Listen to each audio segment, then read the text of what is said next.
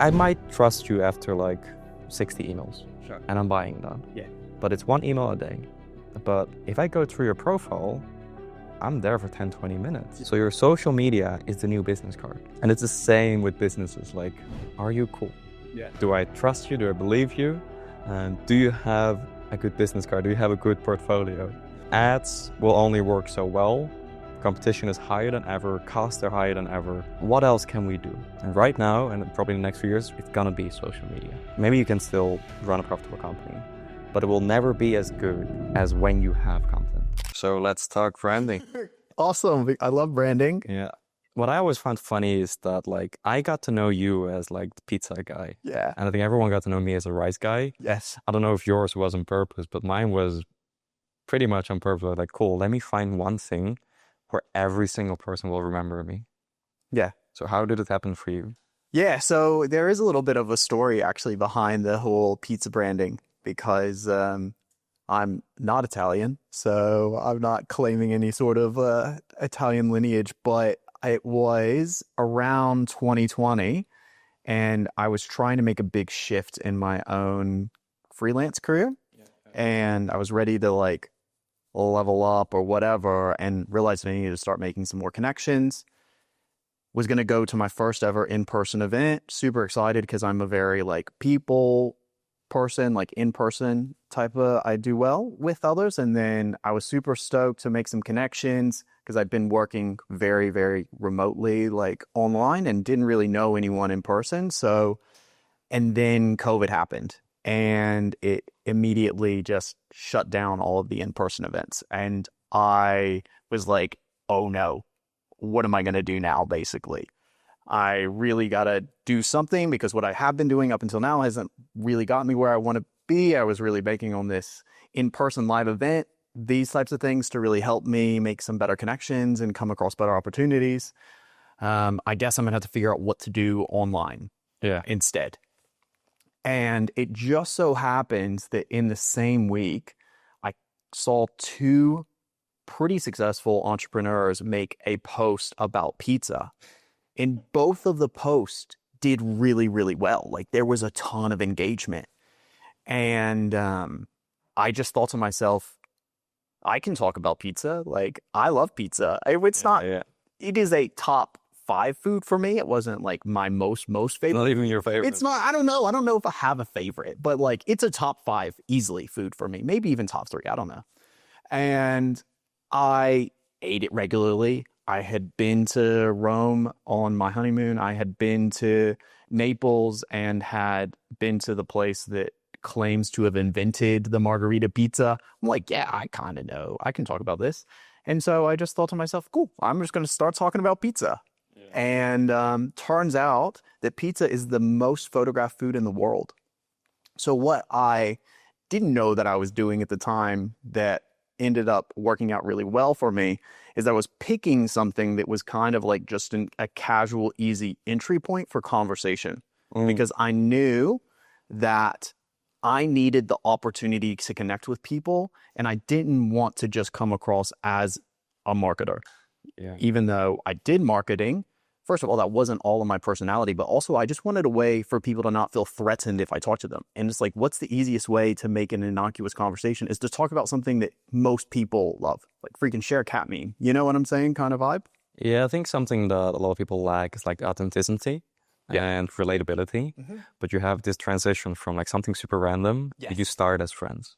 Yes. Even when we got to know each other, like it's just cool. Can we talk about something random? Yeah. Because most of our lives are just business. Everything is business. That's exactly right. But now we can talk about pizza. Yeah. And then it's like, oh, by the way, what do you do? What do you do? Yeah. Well, you were just the rice guy.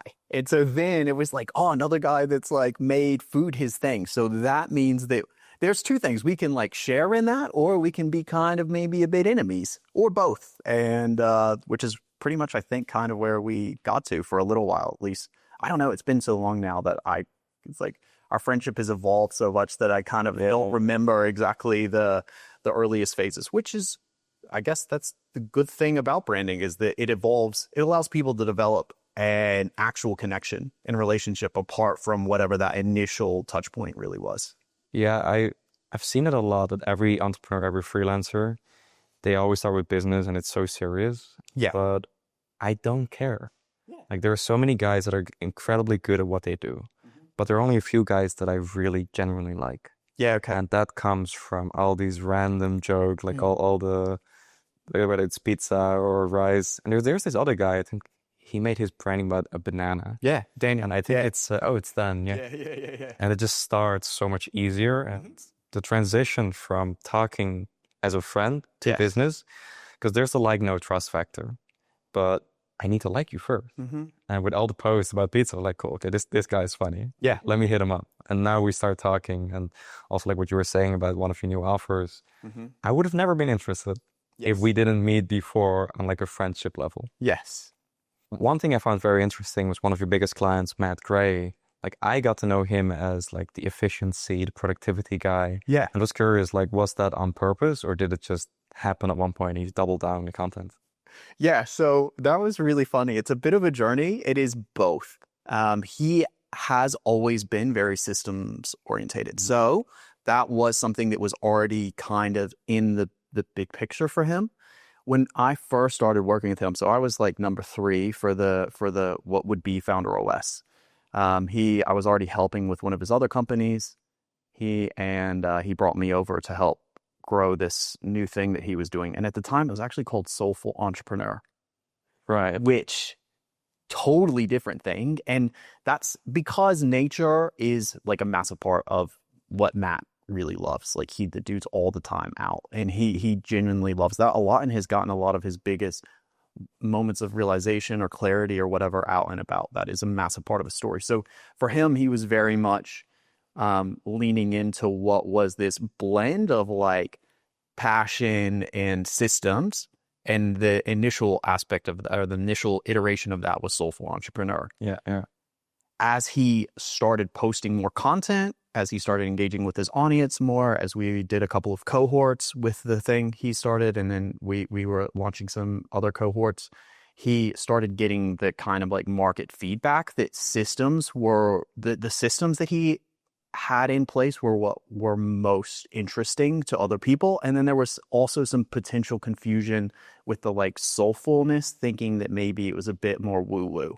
Yeah. And he's not that type of woo-woo, if that makes sense. He does very much believe in a lot of in a lot of things, but that's not what he was trying to embody with the brand, was that direction. Yeah. He was more so just talking about living a life of passion and purpose. That's to him what soulful meant. And so we did a rebrand to Founder OS because we realized, this is actually a more accurate representation for the market. Because this is a thing, like there's two sides of like any story. It's kind of like the story you want to tell, and then the story that the market actually is hearing. Yeah, and it can be challenging, especially, and that's where you kind of have to have a real conversation with yourself. Is like, am I an artist that's only creating for myself, and if other people like it or not, like that's cool because it's just for me?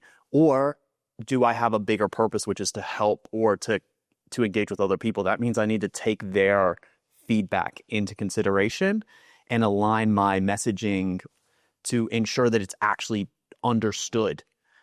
Just saw Lay's potato chips are working on rebranding rebranding their product because 30% of people didn't know that they were made with potatoes. Really? Yeah.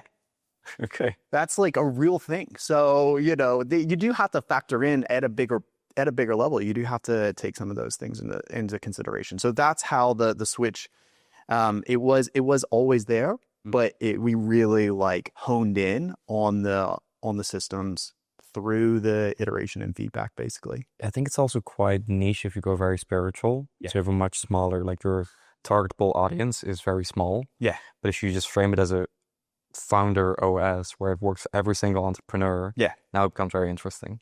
And also I believe he does, one of the things I love about Matt is the amount of lead magnets. Yeah. Like there is always something that is very valuable that you can implement immediately. Yeah. And if I look at others, they might have content, but it's all over the place. Like, yes. What is this guy about? because he talks about everything. Yeah. I have no idea what it actually does and where it's value for me. Yeah. What's in it for me. I think at the end of the day, the audience always wants, like, no matter what they say, Yeah, exactly. they always want something for themselves. That's exactly right. So if you establish that brand, like, cool, I always deliver value, but this is only the tip of the iceberg. There's so much more once you actually join. So that's really cool to see. But another thing I was wondering is, because we've spoken about this behind the scenes, but like the monetization, what happened at the back end? Because Instagram is just top of funnel awareness. Sure. Yeah, so that is interesting. It's something that you have to be intentional about because attention does not equal money. It is a great way to get money, but you have to be intentional in the same way that you have to have a plan in place to get the initial attention. You also need a plan in place to convert that attention to actually like actual dollars. Yeah. I just read it was crazy because Hulk Hogan recently passed a couple months ago, and his final estate value was like $2.4 million or something like that, which for someone that was in the public eye for like, 40, 50 years, I don't know, was super famous. He did not have like actual that much liquid cash. And that's because there was, the fame doesn't equal the fortune. Yeah. It can be an avenue. So what we did then is we had to install some various conversion mechanisms, basically is the easiest way to say it, to where we took that just top of funnel, like attention scrolling, dopamine seeking people and filtered out both qualified people and people that were legitimately interested in working with us, and then get them into, we had to funnel them over to a different pathway to where we could start having more money related conversations, if that makes sense. Did you immediately switch from like top of funnel awareness just to lead magnets, or was also a low ticket involved? So this is the actual thing. Lead magnets we had an initial newsletter based lead magnet from the beginning because that's like best practice to have in place. That's something we did a mini course actually that we built out quite early on. But the first thing that we did that just totally transforms the revenue is we started doing a monthly conversion event. So that's like the cool way to call it. But we did a live free workshop every month, and that was incredible. Like I'm talking, we 4x'd our revenue through those. Okay, well, so it's hard because there was a lot of that. You're like working on the business, and I was very invested. So we were doing a lot of things at one time, which is another thing whenever people are like, whenever they say, wake up and you have 2 things you need to do for the day. I'm like, you don't run a real business if you can only focus on 2 things. Like maybe 2 things you should try and accomplish, but like in any given day, there's like 5 or 6 different things that are going on that I have to at least check in on and make sure they're moving along and stuff like that. So we redid the program to be able to sell it at a higher price point, basically. And then we, switched to this workshop method. I've been ideated and created the scriptless workshop from that. And literally it was like 1 month we were at like averaging 35K.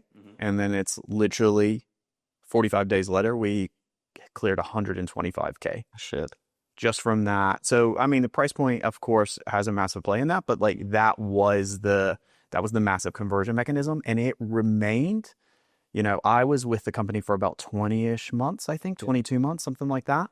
And I would say for at least the first year, it drove 90% of our revenue came, at least for the first year. I would say probably 1.5 years until you have other mechanisms. So he was building out his YouTube channel. Eventually with time, like that does become like a really valuable asset.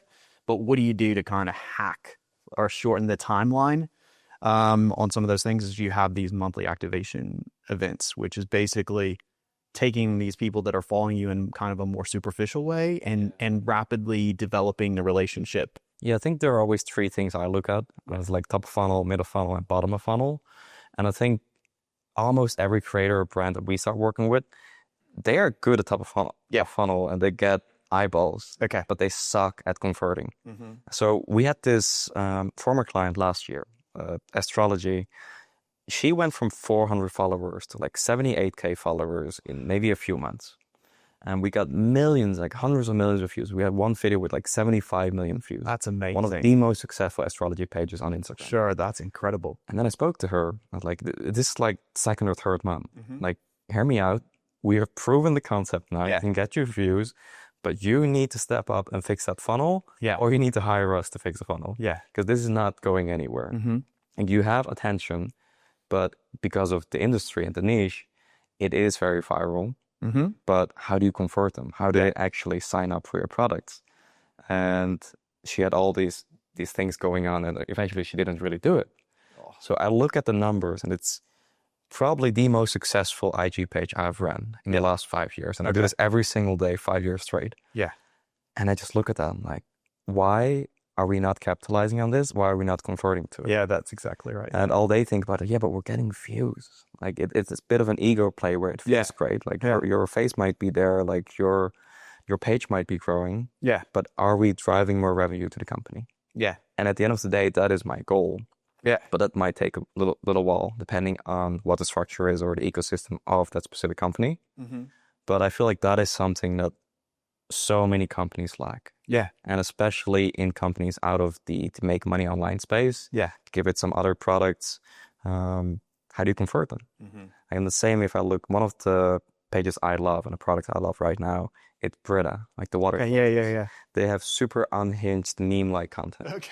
And they do incredible. Follow them. I haven't linked them. It's really amazing. Like it's makes no sense. They have parodies, music, memes. They do well. But then what I see is like, okay, people watch it, but when are they gonna buy? Like, what is it about this water filter that makes me want to buy it? Like, yes, I'll have a lot of touch points. Fun fact, actually, I bought another Brita last week for a friend of mine because they blocked. So it does work. Sure. But what I would love to see is that middle funnel. Like middle funnel and bottom of funnel. Like, why would I buy more? So I think if they were to mix that with like maybe slightly more educational content, like this is all the stuff you're drinking and this is the effects it'll have on your body.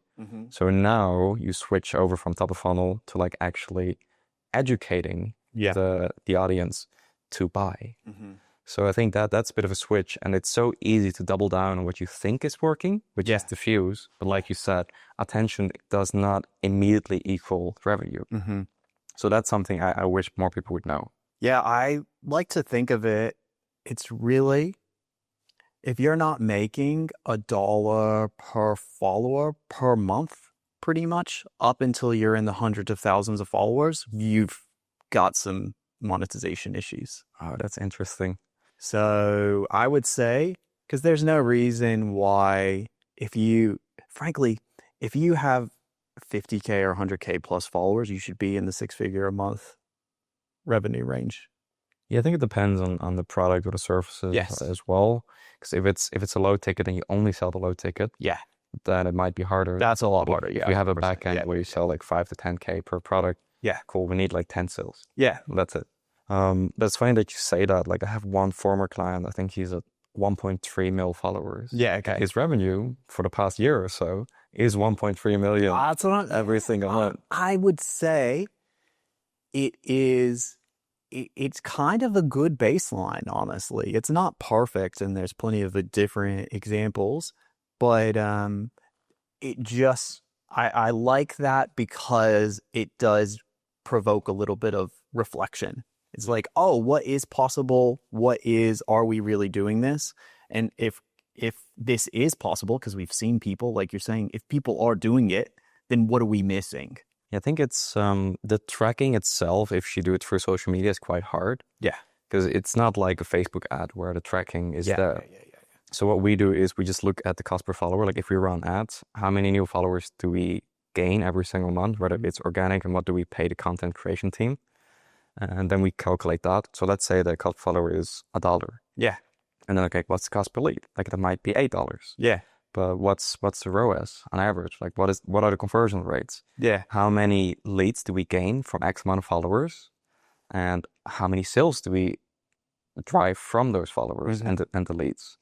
And that's very hard because they could come from anywhere. So maybe the starting point was at YouTube. Yeah. Maybe it was a TikTok or LinkedIn or Facebook or whatever. So how do you start tracking that? Yeah. And then it becomes really hard to scale and like to know, are we actually driving it from this? And another conversation with a consultancy client, and they were saying that they ran Google Ads for like 2 years straight. They thought it was all Google, but then they actually started tracking, and 80% of the actual revenue came through the YouTube videos Yeah. Wow. because they lacked the tracking. Yeah. Okay. So that's super hard. But once you install that, you can scale it. If you don't know the numbers, if you don't know the data, you cannot manage it. If you cannot manage it, it's very hard to scale. Yeah. So you're just blindly going off a feeling that, yeah, I'm getting views, so it must work.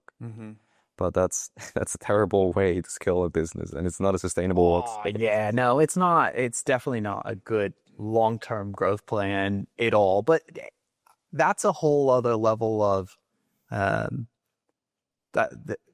I guess what I think about when you say something like that is you have to realize that if you're doing this sort of like attention-based thing, you are running a business, which means there are other factors at play. And like you can't just post more, even if it's like working from a views perspective, that's not going to automatically translate to the maybe goals that you have for yourself or for the business. And so there has to be other things in place. You're not just like, maybe you are just doing the content, but if you want a business that's generating revenue, there needs to be other things in place. And in the same way that you would track the performance of your actual content that you're posting to see what's doing well or what's not doing well, you want that for other aspects of your business so you can optimize them. Yeah.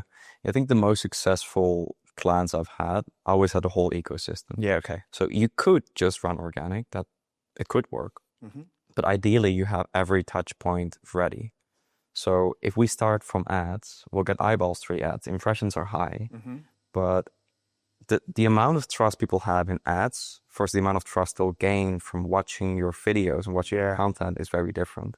So from ads, they'll go to your content. There are another 10, 20 touch points. They might scroll, like I will scroll through Breda for like 10 minutes. Yeah, okay. You actually go through the content. Nice. I listen to the little songs and stuff. Yeah, cool. But then I want to buy it. Okay. But after that, especially if it's a more sophisticated market, do you have more than just this dopamine content? That's exactly right. Yeah. And then I want to go to YouTube. And so I think once you have everything in place, then you have this perfect ecosystem where every step, every part of the funnel, wherever they are, they will stick around. And the same when you buy an iPhone, it's when you decide which color you want, it doesn't matter to Apple. Yeah. Like you're still buying an iPhone. Yeah, yeah, exactly. Whether it's fucking pink or gray, it doesn't matter. Like as long, at the end of the day, you buy an iPhone, we are good. Yeah. So wherever you are in the ecosystem, as long as you buy, we are good. Whether it's a lead magnet, you get a lead magnet, whether you buy a load ticket or end up there, you're still there. You're still in my ecosystem, and I will just retarget you. Yes. So I think that's a huge advantage of having everything. But then again, it also depends like which client, which account, and what stage they are. But I think that's a very hard thing to do, because I think when you started with Matt, was the account even existing, or did you start from? Yeah, he was already, he was, I would say, in the lower tens of thousands. Like I think he was at like 40 or 50K on Twitter at the time, maybe. Yeah. And then Still impressive. Yeah, so it was like notable, especially for how quickly, because he had like literally built that up in 3 or 6 months or something like that, to go from absolute nothing to that. So he was on the radar, but he was not the level near to the level that he is now. It's almost 1 million followers. Yeah, that's amazing. Well, yeah, so on Insta for sure. And I wasn't even on Insta when we first started. That was really strategic of him. And he did a phenomenal job of that, is that, he started, and this was a core thing of what he taught others too to do. He's like, just start on like 2 platforms. So for him, that was X and LinkedIn. Yeah. But I also think like every platform is a slightly different game. Yeah. Like if I look at LinkedIn, it's very value based. Like, do we have more lead magnets? Is it step by step? Yeah, implemented. Whereas on IG, it's cool. Can we have more dopamine? Can we have more funny stuff? Can we get eyeballs? Yeah. And on YouTube, you should go really deep into what it is that you have, really show you're the expert. And then if I look at TikTok, it's just like the kids would say, it's brain rot. Yeah. Like, you just have brain rot content. Yeah. And we just keep them to watch whatever. And on Twitter, I was actually very surprised earlier this year. We started posting content on Twitter as well for clients. And I realized that although Twitter was never on my radar, I saw that there were so many sophisticated people on Twitter that actually go through it. Yeah. So for us, when we were looking at investors and like, whether it's hedge funds or something like that, or in software, the guys that do really well are not on Instagram. They're on Twitter. Yeah. Like they really read through stuff. Mm-hmm. And if you read the threads of some of the creators, they go so deep into it. Yeah. But if I were to take that post, put it on Instagram, it's gonna tank. Yeah. Like it would have never worked on Instagram. So the value-based content there was really funny to me, and the switch per platform. And of course, you can repurpose a lot of stuff. But knowing that every platform is a slightly different game, is really cool. But the repurposing there is, we use a lot with AI right now to repurpose stuff and like turn on lead magnets, like flesh them out, add extra things. Whereas on Instagram, it's just cool. Guys, we're looking for 5 people who wants it. Just comment me. And then ManyChat will just take care of everything. Yeah, that's sick. But yeah. On that note, I think we were talking about this earlier today about AI. I think you're not a huge fan of AI yet. Like, how come?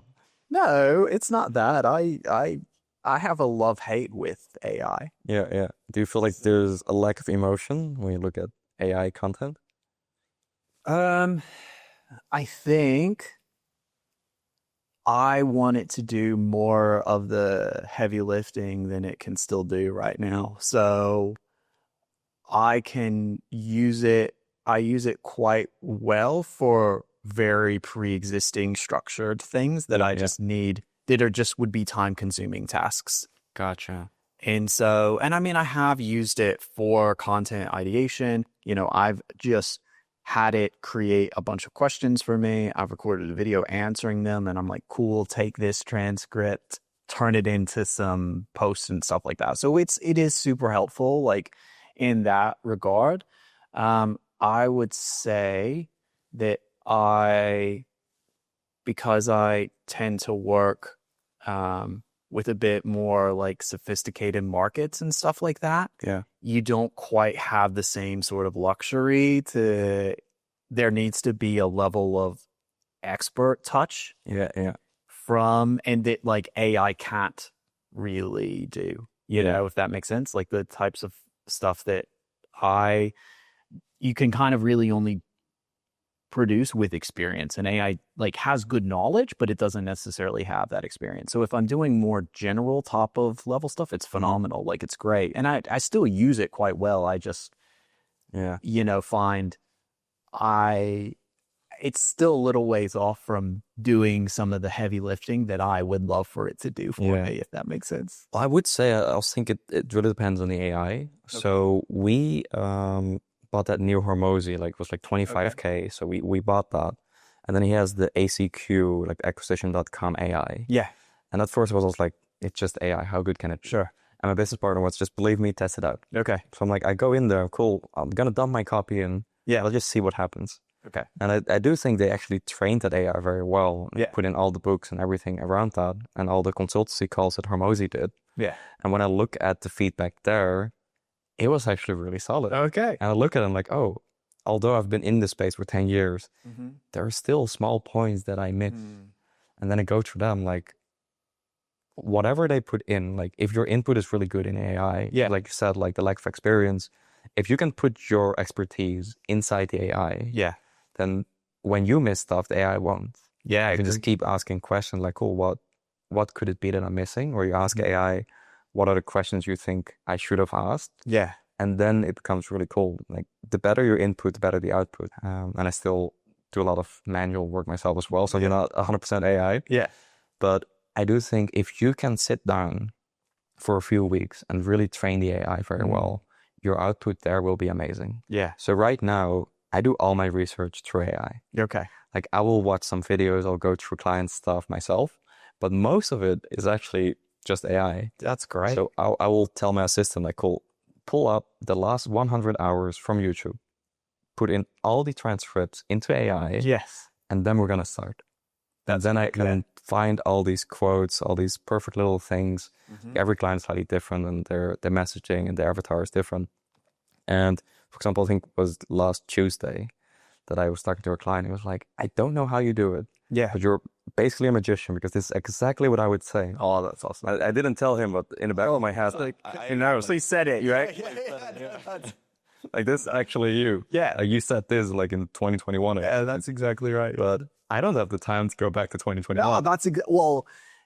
So if you can get access to source documents, unrivaled like that, and I will fight you on this. Like, I'm creating a last minute product for my client for Black Friday, and it's literally like I just had the team pull the transcripts. I have the transcripts. I upload it to AI. I already have a template that I've used before for something else, and I'm like, hey, cool, help me build this out. And it's just it pulling all the points. I can look at it. I'm like, eh. But yeah, those were over an hour long each, those transcripts. Yeah. You know, to go through and manually try and do that. You can do it, but just even the fatigue, the brain fatigue from consuming and trying to find the things is exhausting. Yeah, I remember before AI, what I would do, like I would literally print out maybe 400 or 500 pages of like content or transcript or whatever I could find. Yeah. I would go to the co-working space. I would stand there and print it out for like 30 minutes. Wow. It's so much. Yeah. And I would do the old school way, like with my marker, like just manually going through everything. I have green, I have red, and I have yellow. Okay. Go through everything, like what I need. Yeah. And it took so long. That's like exactly right. research took me like 2 weeks, and I had to tell clients like, sorry, but it's gonna take me 2 weeks. Yeah. If you really want a good sales page or whatever it is, I need my time to go through research. And right now, I just condense everything. I have to write prompts. Yeah. Okay, cool. 2 days. Yeah, exactly. Within 2 days, we'll have everything live. That's exactly And right. I would have never imagined that would have been possible. Yeah. So it really does feel like a huge team that's ready. Yes. Yeah. Whereas before, I always had junior copywriters. Like I've trained like 200-300 copywriters, and I would always hire them. But right now, in all honesty, I don't feel the need. No, I don't feel the need to hire anyone. Yeah, no, that's true. Yeah. When I hired my assistant, she had no idea what marketing was or advertising at all. She is still studying, and I just told her, "Cool, these are the steps. Yeah. These are the prompts. Give me a draft." Without experience, she gave me a draft like on almost every post, and I'm like, "Yeah, pretty good." And now every single post takes me now 2 minutes to copy chief, and I'm done. Awesome. Yeah, I love that. Yeah, that was such a huge leverage that I if you would have told me about AI maybe 5 years ago, I'm like, yeah, whatever. Yeah.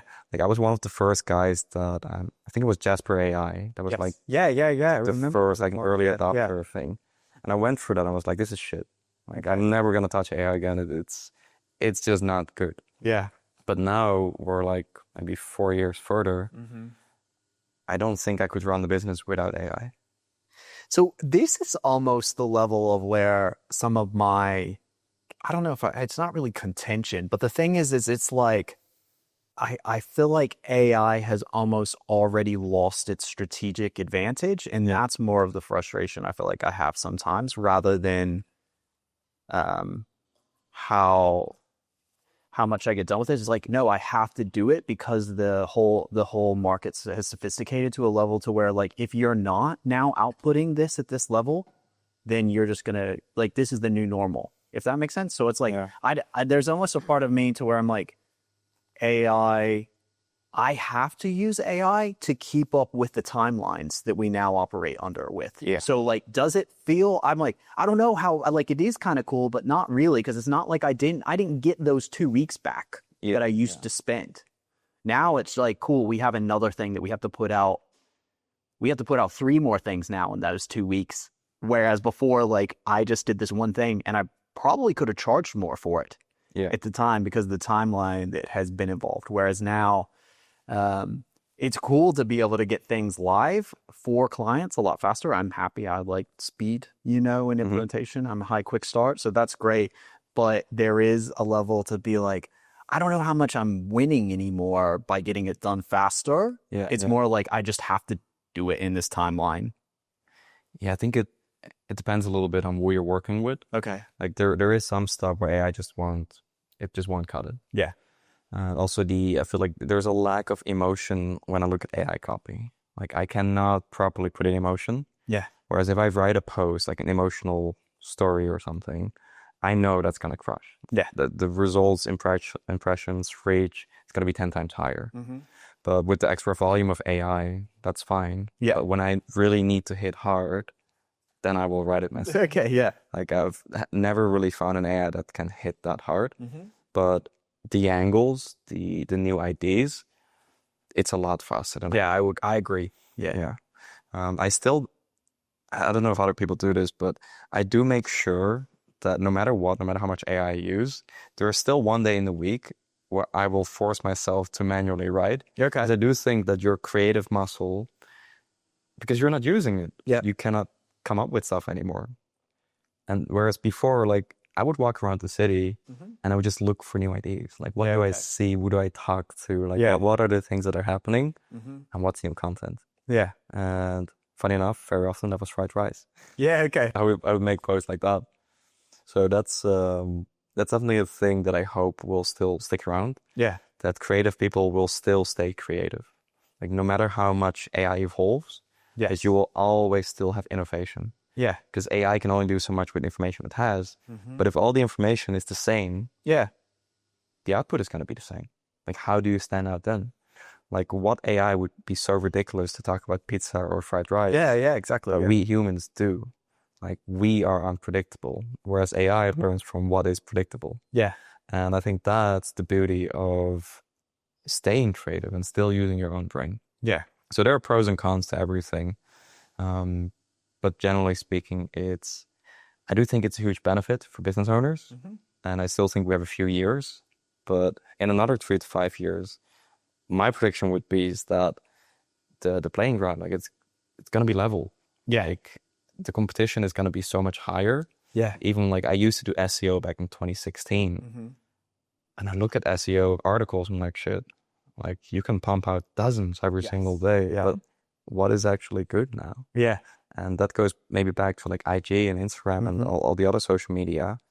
Where can I go to find authenticity? Mm-hmm. Who is someone that always stands out? Yeah. And then I look at guys like you or the banana guy, whatever his name is. Yeah. I'll call him banana guy. But Tell the zone. Yeah. I love that guy. Yeah. But I look at that, and if everything and everyone is the same because of AI, we're still special. Yes. And it's the people that are still innovating, that Mhm. still have the crazy ideas. And we do a lot of advertising and we want to work with bigger clients and like corporate clients. But what are the crazy ideas? Yeah. And if I look at old school advertising, they were always competing on like new ideas and new stuff. Mm. But now you go through Instagram and I scroll through it and like same hook everywhere. It's Yeah. the same stuff everywhere. Like whenever I come up with new stuff, I know because other guys know me, they'll copy it. They'll like wipe it. Wow. it's like that quick. 20 accounts within 24 hours will post the exact same thing. Wow. Like there's no shame there. They Yeah. just Yeah, true. exchange Okay. the username, Yeah. change some colors, Yeah. and they're good to go. So that's that's a really funny way of how social media is working right now. But I guess we'll see what the future is with that. Well, look, I don't know. I think that will always be a factor, but there is an aspect to where even the ability to hack all these algorithms has just accelerated so quickly right now that I would say even the platforms have not really been able to keep up with how much of the hacking that's going on. I just saw X is doing something to where I saw a post where they're doing something to where people that I don't know if they comment across certain amount of like things within a certain Mm-hmm. timeline or like whatever, but there's some sort of restraining factor now that they're coming, which is basically an engagement hack Yeah, that people have been using, and it's very blatant and obvious. Or it's like if your post has more, if the majority, if like 70% of your responses to your post is like 5 words or less, mm-hmm. then they will like not give it Yeah, or priority in the feed because it's like very engagement based. It's not well thought out responses, yeah, which it's not real. yeah, it theoretically, I don't know. I Yeah, can't yeah. remember honestly right now, but I saw that. But I don't. I'd say that we're already. I'm really intrigued because I'd say we're already feeling a little bit of the blowback from AI in a lot of ways, which is why my personal stuff is still. I've used it a handful of times to help me with types of things, but pretty much the majority of my stuff I still like write myself. It's quite time consuming, but we have the companies, the study that came out that where the companies found that what's like 90% or 95% of the AI things were not profitable. Really? Yeah, this is like an actual study that came out a few months ago. And then you have one of the major companies that had fired off a bunch of their people that are rehiring people Yeah, yeah, because essentially AI is still only as good as the operator. And yeah, you can't systemize away experience and mastery that comes from reps. yeah. And so that is a major point of differentiation Mm-hmm. for people in general is like, at the end of the day, it's like if everyone has the skill or if everyone can do it, then it doesn't really matter. Then it's baseline. Well, it's just like, no, because everyone can make instant noodles, but not everyone can make like a 3-course meal. You Yeah, know what I'm saying? So like, yeah, the microwave empowered a lot of people to be able to make food or make food more easily, but it didn't make good food go away. It became almost more valuable in a sense. yeah. I think that maybe goes back to like really standing out because everything is just one of my guys were talking about like AI slop. Yes, Everything like, and I can see any post or any piece of content, I just me know too. like cool AI, AI, yeah. skip, don't care. Yeah. So I think we've spoken quite a lot about AI. What I really want to know from you, and I know you're like one of the best at this, is your monetization strategy. Like, what's the framework you Yeah. use for that? Yeah, thank you. Well, that's very kind of you to say. Thanks. I appreciate it. Yeah, so I have kind of distilled it down to essentially 4 kind of core components, um, at least to make it as kind of simple, as straightforward as possible. And it's you have the thing, one of your biggest goals is to try and retain the attention of the people that you're getting on the social media platforms. And one of the easiest ways to do that is like just move them over to like a newsletter so that you have the ability to engage with them more Right. intentionally.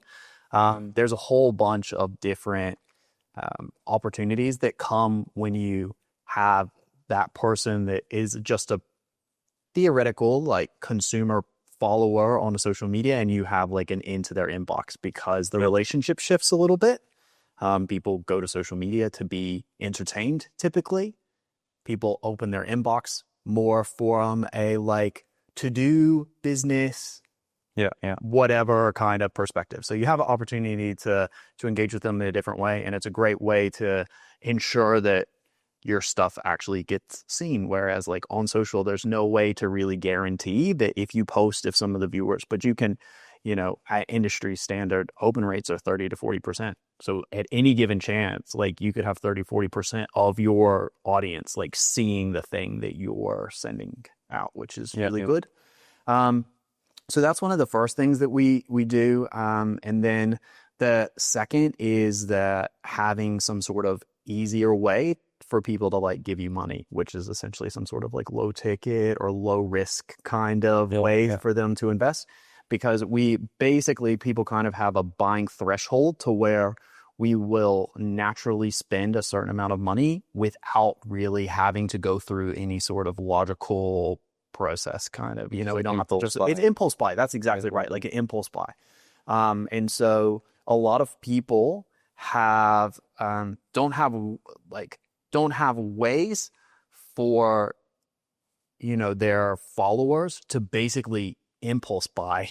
Yeah. And the thing is what's fascinating, like, although those purchases can add up to something significant, like, you know, I had a launch for a client that did like 68K, you know, in 8 days, low ticket, like super awesome. Yeah, it's really good. But the bigger thing is like all of purchasing and is a trust and type thing. And so those types of things accelerate basically the trust timeline and can decrease the amount of like length of time that it takes for someone to really decide to invest and work with you. And ultimately, I'd say we could probably argue about this. It's not perfect, but I would say there's like 2 reasons why that people don't really ever buy from you, which is assuming it's relevant. If it's not relevant, then that's whatever. But assuming it's relevant, there's 2 reasons. It's like they don't understand how what you have will help them or positively impact your life. Or the second of all is they don't actually believe that it will do that for them. So one of the easiest ways to like cross that barrier is to just let them to experience it for themselves. Because you can't like, that's the easiest way to convince someone is just like let them do it or experience it or whatever for themselves. Now they are convinced, sold, maybe they're aware of how much bigger the problem is or how much more of this thing that they want. You know, if it is as simple as a Brita filter, you are like, you have that. Now you're like, whoa, I don't ever want to drink water. Yeah. That hasn't been through a Brita filter. That's like step number 1. So now you have more than one in your home. Maybe you have like an installation thing on the pipe, you know, there's like so many things, but then you're like, I don't want any of the people that I care about. That's how it went with me. That's exactly right. Like 6 Brita water filters. Yes. After I bought the first one. There you go. Yeah, that's exactly right. You know, and so how can we make the barrier to entry lower, assuming that we can stay at some level of like profitability, you know what I'm saying? And you know, we can track that. That's where data and stuff comes into play. So low ticket, that's phenomenal for that regard. And then the monthly activation events. So like a workshop, some sort of, I'd say for you, that can even be some sort of intentional education-based content. Because again, coming back to what I just said in point number 2, you know, a big reason why people are buying from you is they just don't understand how your thing can actually help improve their life. And have you ever, well, you would also know this, have experienced this firsthand. If you're talking with someone and it's like their second language and you're speaking to them and they're not understanding,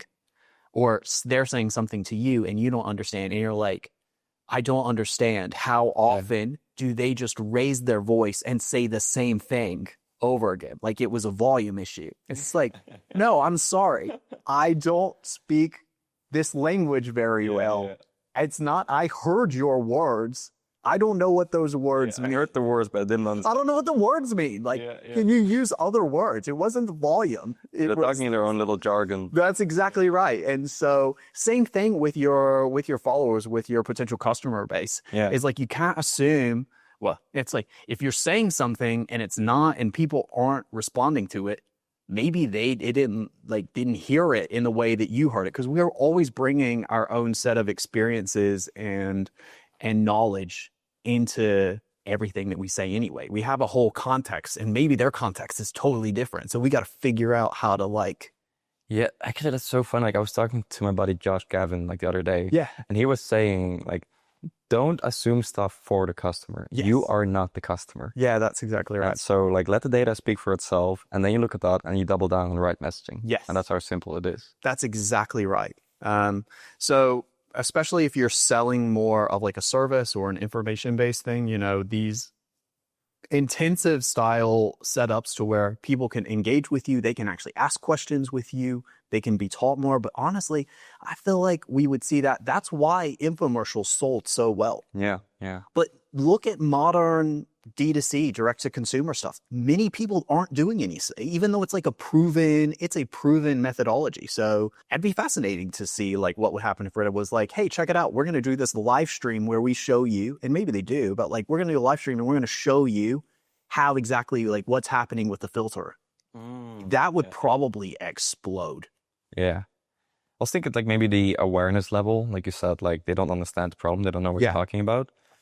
So if you have enough content, if you have different angles, one of them is gonna hit sooner or later. That's exactly have right. perfect Yes. messaging for that specific person. That's exactly right. Yeah. And then, so the fourth thing was was some sort of automatic indoctrination system that's working all the time. So in this case, and this is what you just installed in your new thing is is a VSL basically, to where people assuming, because obviously you're not posting 24/7 every single minute of the day. You have your posting cadence. It's like, cool. What happens if they want to learn more about your thing and you haven't posted, your next content isn't set to post for like another 6 hours? Yeah. Where are they going? Well, I mean, maybe if you have a YouTube, that's great, but YouTube might just be generic. Maybe they're actually very high intent in that moment and they need a specific messaging that hits kind of the buyer's journey so that they're empowered with the information they need to be able to buy the thing. It's like they're so close, but they're just missing a few key pieces. Yeah. Cool. We install some sort of like mini VSL. I like to call them get to the point VSL, to where respectful of their time, but you're like, hey, you're here because you're intrigued. Let me just lay it out for you very simply and plainly and show you how this thing will make your life better or fix the problem that you have. Yeah. Show, then tell. Yes. Yeah. That's exactly it. Here it is. Boom. Would you like to like have this thing? Cool. This is how you get it. Yeah. And that just runs like on that is always on. So you don't have to necessarily be on. Yeah. Yeah. Also on that note, I think when you send them through social media, you don't own that. Yeah. I don't own YouTube. Like a subscriber is a subscriber, but I don't own that. Yeah. But like with your monetization, like of course you'll still capture the emails and get back to them. Yeah. And then you can educate them. Yep. Yeah. I think that's I just wish that everyone would start choosing that because it's so simple. Like at the end of the day, it's really not that hard. You have traffic, you have the educational part and the nurture sequence and indoctrination sequence, and then you sell. That's exactly right. That's all there is. Yeah, that's it. It's a very simplified way. Sure. Yeah. Do you think that the market right now is changing? Like from your own experience, that trust might be changing? It's been hectic. Yeah. I mean, it's been coined before the trust recession. So, and I 100% agree with that. Like to me, businesses have to work harder than ever to earn the sell. Yeah. Because what's fascinating is like people are still buying. They're just buying differently than before. And that's because when you have, when your margin of error shrinks, so your extra spending cash shrinks, your risk factor, your risk tolerance goes way down. Right. Yeah. Before, it's kind of like even impulse purchases, we say that, but like when things are good, we will impulse buy a lot of stuff. Yeah. Whereas when things are not that good, we will not impulse buy to the same level, because now all of a sudden that could be rent money, that could be food money, that could be other bills money, and there's no certainty or necessary guarantee that it's going to be replenished in the same way that it has before. I'm now more resistant to just freely, I think like David Ogilvy said this. He's like, your customer isn't a moron, your customer is your wife. And I'm like, people are smart. Like yes, we behave in animalistic ways, but like also I don't know anyone that wakes up and be like, I want to be an idiot today. Like that's not actually what people think. They don't think I want to make poor decision. I mean, maybe, but like that's not the general default, And so there is a level of like conscientiousness that people have. And I would say that it's on the businesses now that like the onus is on us to prove why we're worth the investment, if that makes sense, why the money. But like, for instance, I've not bought a lot of things over the past couple of years that maybe I would have in other seasons. I still get wine pretty regularly because I love wine. Yeah. You know what I'm saying? Like, I know, like, this is it. I love this. It's like a non-negotiable kind of.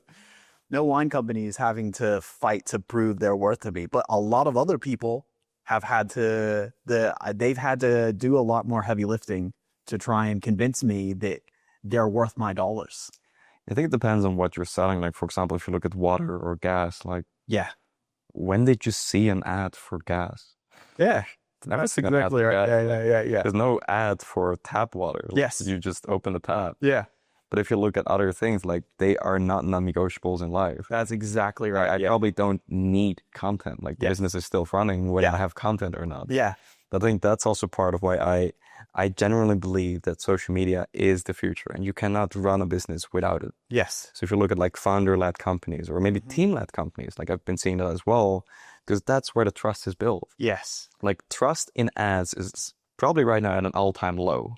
Like there is no trust in ads. Like, Yeah. I'm not gonna go through all your ads to sell myself, Yeah. but I will go through Instagram because it doesn't feel the same way. Yeah. The way I consume content is very different. Yeah. And the way the audience and people in general consume content is very different now.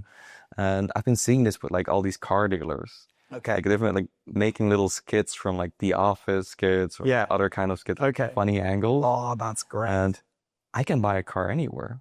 I want to buy a car from you because I like this. Yes. Okay. That's awesome.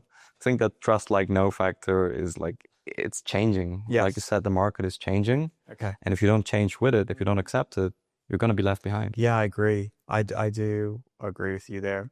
So what's your, talk to me about how you found is the best way to leverage that. I obviously spoke a little bit about what I've done with companies, but how are you seeing from like actual getting the attention to then, let's start there. Like how are you getting their attention in a world where it's a premium? Yeah, I think when it comes to attention, general attention span is very, very short. Yeah. And especially if you look at younger audiences, they have no attention span at all. There's like the three there now as like my friend's daughters, they're showing me shorts or whatever. And I'm like, there's 3 videos happening right here. What's with this random like 3D generated guy jumping around on stuff? And I've seen 3 pictures now sometimes on shorts. Yeah, it's crazy. Like they have so many things like Subway servers, at the bottom, and then there's a guy speaking at the top. Yeah. I think those are like tricks. Yeah. Like tricks to retain your audience. But also like if you look at the market, it's constantly changing. So when I started with Instagram like in 2020 or 2021, educational content was not as much yet. Okay. So sharing educational content in the carousels worked really well. Yeah. And everyone started doing it. So that started changing because everything looks the same. Yeah. So they went to talking head videos. Okay. To actually see the person. Yeah. Then at one point, everyone started doing talking heads videos. Cool. Yeah. Now it's not interesting anymore. Okay. As of right now, I think storytelling is currently and probably also for the next 1 or 2 years the biggest move. Okay. Because if you look at history, like we have always worked well with stories. That's what we remember. Yeah. Is there emotion? Yep. And maybe a little bit what we spoke about with AI. There's no emotion. Like, the content has no emotion. Yeah. But with storytelling and showing who you are and making that unique and showing why it stands out is going to be the biggest next move. Yep. And then, of course, there's a lot of other stuff. Like you have the visuals, you have the audio, you have the text. Can we hit every single aspect? Okay. And then it starts working. Like some people, especially young audiences, you can have great visuals. And they're sticking around for the Subway servers at the bottom. Yeah. There's something funny to see. Gotcha. Yeah. But okay, what's the next thing? Are you saying something that is relatable to the audience? Yes or no? And maybe on screen, are there moving parts? Are you using motion graphics? Are you using something else, After Effects? Yeah. Okay. What is it that keeps the attention? Like, getting attention is one thing. Keeping attention is another. So you can get attention with all these tricks and Subway servers. Yeah. But you won't keep them. But how you keep followers is through constantly sharing valuable content that's relatable. One of my favorite creators, I think her name is Chloe Shi, and she does these amazing storytelling content. And she talks about all kinds of random things that are not directly about marketing. Okay. But I get so pulled into that story that I want to watch. Okay. And then afterwards, I'm like, cool. I like her so much, let me consume more content. Yeah, okay. So suddenly I'm in this rabbit hole of like watching 10, 20 minutes videos for a series. I think her series is called 30 Lessons at 30 or something. Okay. And it's super interesting to me. But at that point, once you have the personal brand, it doesn't matter what you have. I'll buy it. because I really like and trust you. Like, yeah, true. Yeah, and gotcha. it's probably the same with Hormozy. If I look at Hormozy, Uh-huh. I know that the guy knows what he's talking about. Yeah. If he were to sell some fitness program or supplement, I'm fucking buying that shit, Yeah. like instantly. Yeah. So I think you can sell your thing. You can also sell yourself.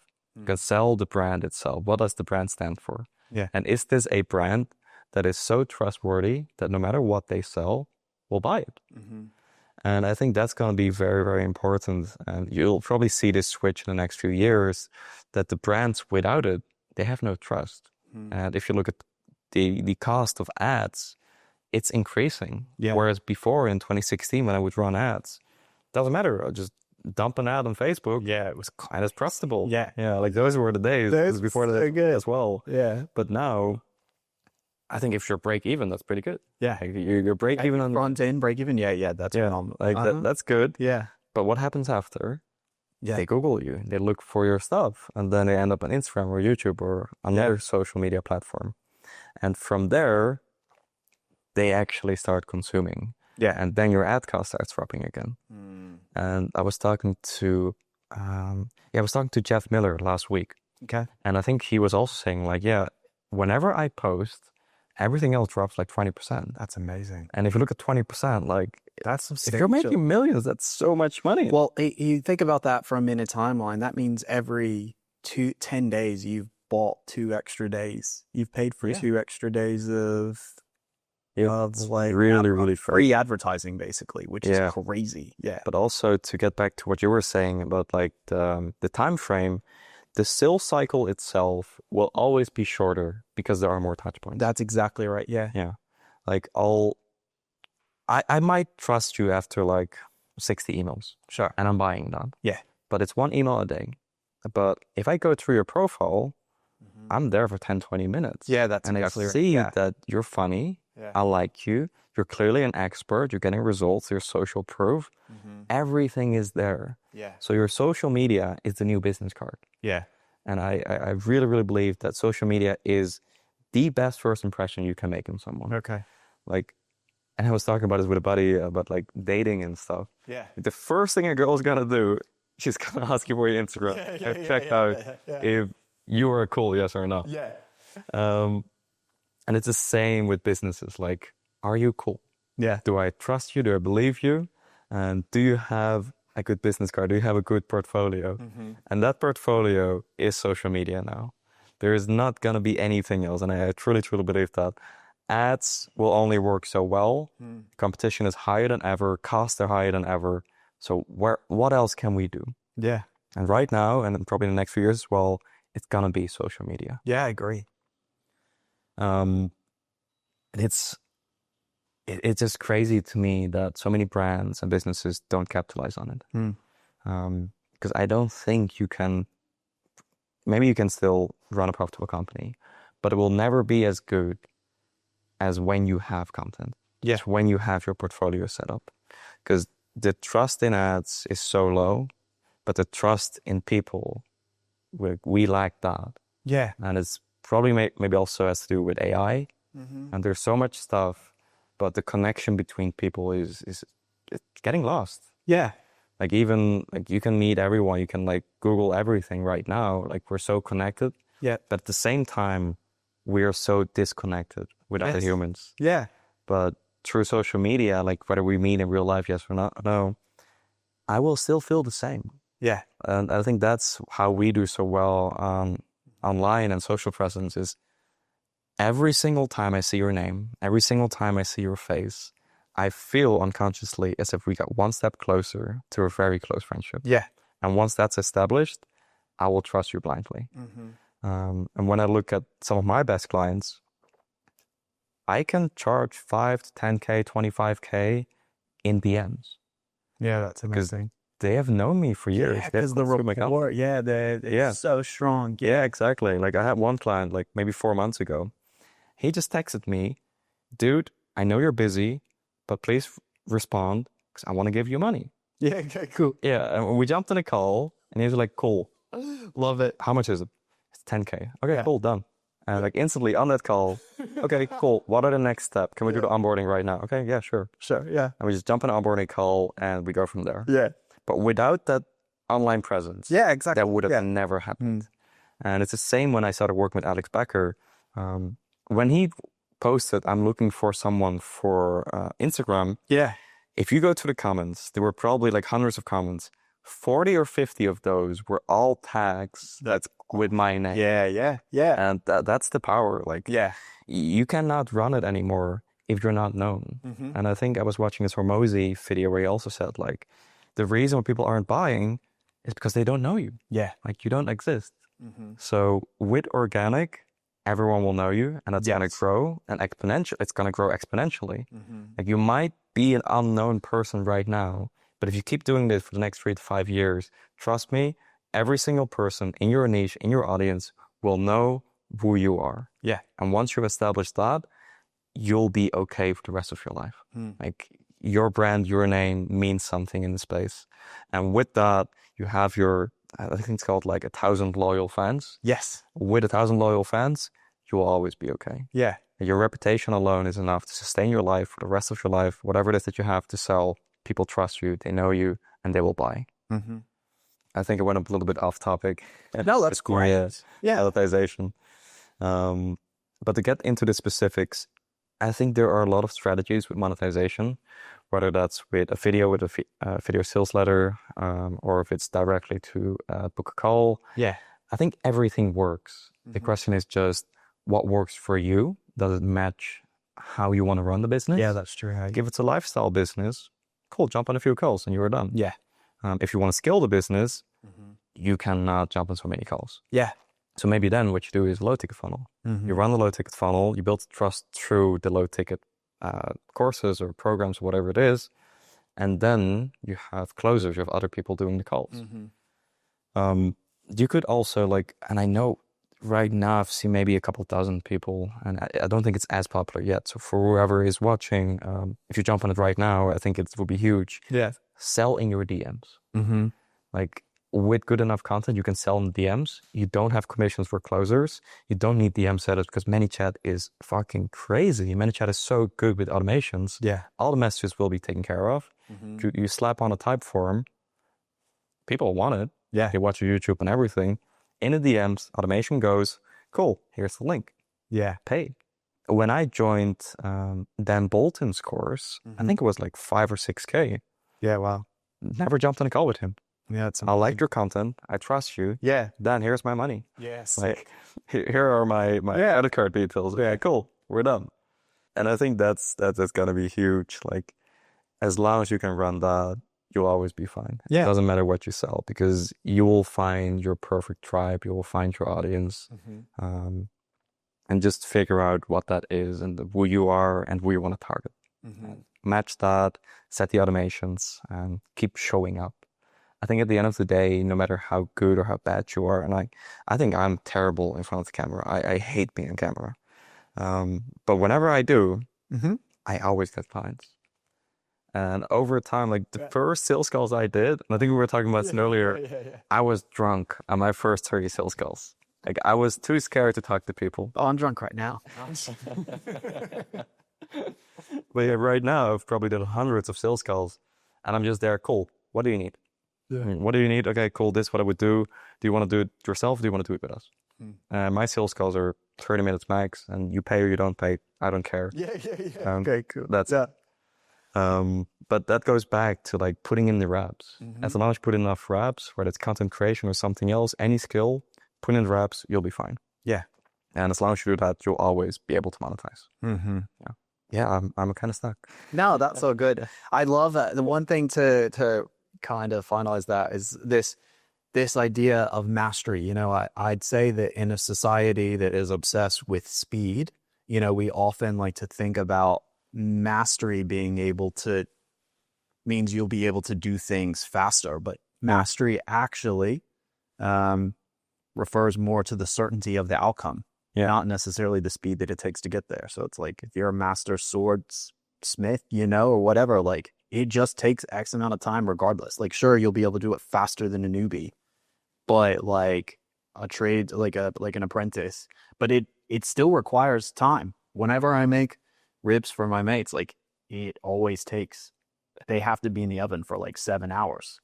Like it doesn't matter how good I am at it. Like I can't make it not 7 hours because they has to slow cook. It has to. And so mastery, coming down to the certainty of the outcome. When you do something, there's a high level of confidence and certainty that it's going to come out the way that you want it to do. And you only get that through the reps.